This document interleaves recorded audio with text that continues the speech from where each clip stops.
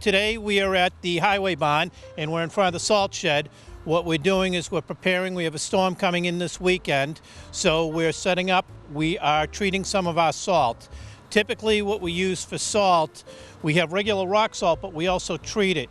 We have a special compound that we add to the salt, and it's got a mixture of molasses as well as other elements. What it does is it drops the temperature of when we can use the salt, because the salt you can't use at certain temperatures when it gets too cold.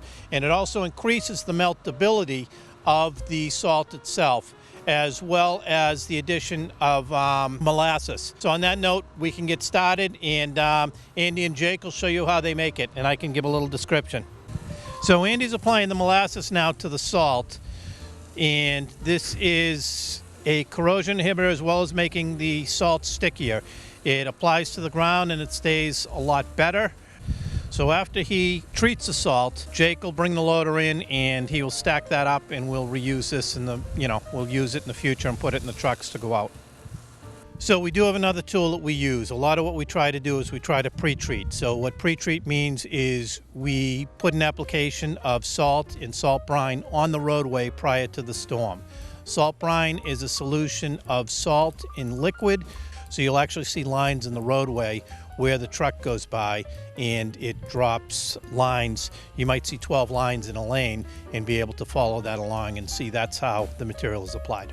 We try to put it on the day before the storm, and what that does is it breaks up the snow and ice, the bond from the roadway. It allows us to get a cleaner cut when we plow the road, so that it stays wet and damp and doesn't make a bonding to the road itself in the ice and causing problems on the roadway.